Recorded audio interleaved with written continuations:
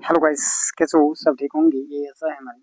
तो आज हम बात करेंगे रीट एग्जाम, रीट लेवल 1 का जो एग्जाम हुआ, इसके लिए कट ऑफ किया जा सकती है। कई साथियों के अंदर संशय जो बना हुआ है, तो इसको लेकर के हम बात करेंगे। कुछ फैक्ट को लेकर के बात करेंगे कि रीट मेंस जो एग्जाम हुआ, इसमें लेवल 1 की बात करेंगे हम लोग। साथियों, जरूर जुड़िए अपने चैनल से, जिसमें हम एजुकेशन से जुड़ी विभिन्न प्रकार की सूचनाएं जो है आप तक पहुंचाने का काम करते हैं। तो इसमें हम महत्वपूर्ण बात करेंगे, वो है रीट मेंस की कट ऑफ। क्योंकि साथियों, रीट मेंस की कट ऑफ को हम बता नहीं सकते, क्योंकि जहाँ तक आंसर की नहीं आई है, लेकिन फिर भी हम कुछ एनालिसिस कर सकते हैं।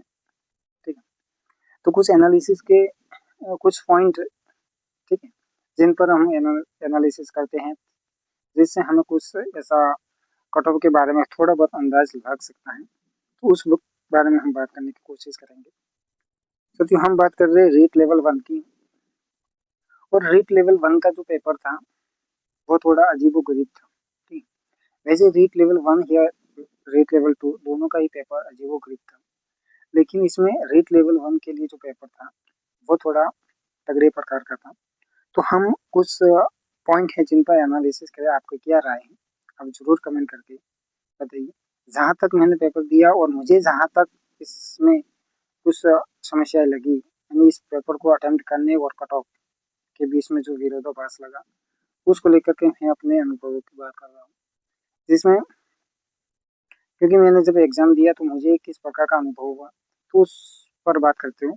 बाकी आप भी अपने हिसाब से, ठीक है, अपने अनुभव, आपने पेपर दिया होगा, आपको उस स्थिति में कैसा महसूस हुआ, या पेपर को देख करके क्या क्या इसमें, ठीक है, कमियां या कट ऑफ को लेकर के क्या महसूस हुआ, तो वो आप बता सकते हो।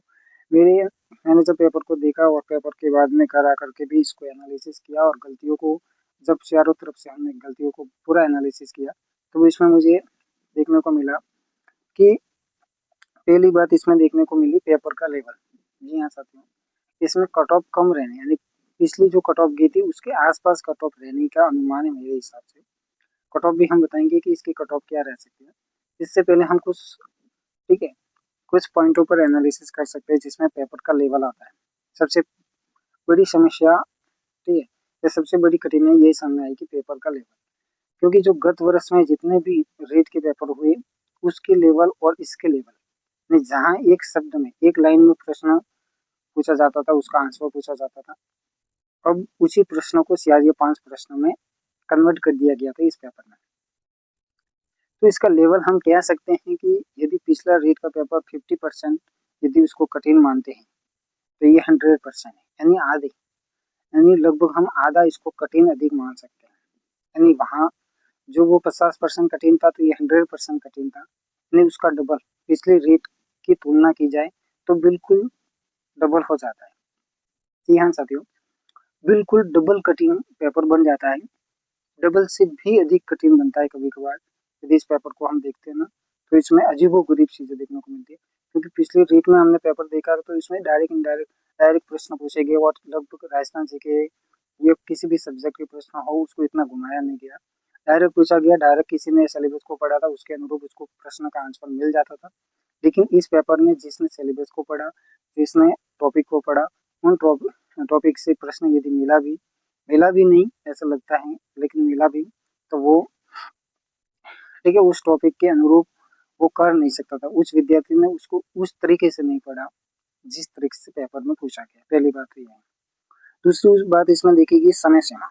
इस पेपर को अटेम्प्ट करने के लिए समय अधिक चाहिए था।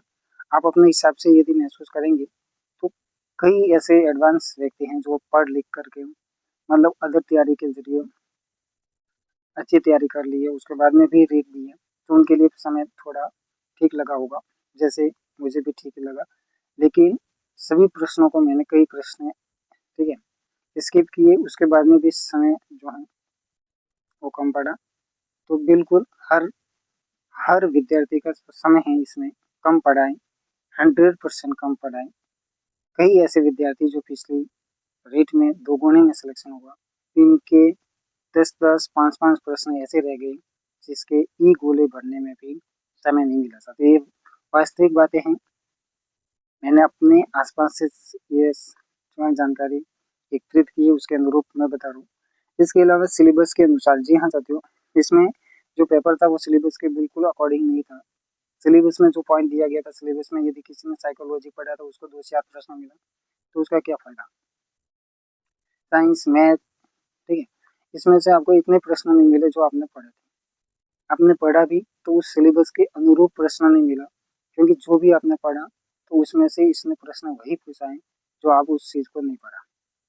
मतलब पेपर बनाते समय उस व्यक्ति ने ये ज़रूर एनालिसिस किया कि इस विद्यार्थी ने ये नहीं पढ़ा है और यहाँ तक कोई विद्यार्थी रेट लेवल 1 में नहीं पढ़ सकता, वहीं से प्रश्न पूछा जहाँ हम नहीं पढ़ पाते। जी हाँ, इसके अलावा इसमें कट ऑफ सबसे बड़ी समस्या ये रही कि इसमें फॉर्म भी ठीक-ठाक आए थे, ठीक है? इसके अलावा कैटेगरी वाइज़ भी कट ऑफ फॉर्म गए थे, उसके अनुरूप भी हम देख सकते हैं। इसके अलावा इसमें पोस्ट की जो है वो संख्या कम रही। लेकिन इसमें हम कट ऑफ को माने तो इसमें कट ऑफ जो है साथियों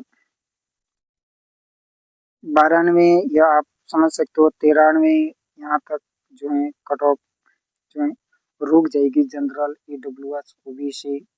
इसके अलावा 90 प्लस ज़्यादा कैटेगरी वाइज़ कमी नहीं देखने को मिलेगी। 90 के प्लस यानी 90 या 90 91 यहाँ तक जो कट ऑफ आपको एससी, एसटी, एससी की देखने को मिल जाएगी, एमबीसी की, और इसके अलावा 87-88 के आसपास जो है कट ऑफ नहीं 88-89 के आसपास में एसटी की कट ऑफ देखने को मिलेगी, नॉन टीएसपी के साथ। मेरे अनुसार एनालिसिस यही है, आप किस प्रकार से पेपर को देखते हो और आपने जब पेपर को हल किया, ये घर आकर के एनालिसिस किया तो क्या इसमें कमी नज़र आई? ज़रूर कमेंट कीजिए। मेरे अनुरूप तो यही गतिविधियाँ है। तो ऑल द बेस्ट साथियों। आपको अभी इसके आंसर की जारी होने वाली है, ठीक है? 2-4 दिन में इसके आंसर की आ जाएगी। तो उसके बाद में ही हम सटीक जो है इसका अनुमान लगा पाएँगे। ऑल द बेस्ट साथियों, चैनल से ज़रूर जुड़िए, लाइक कीजिए वीडियो को।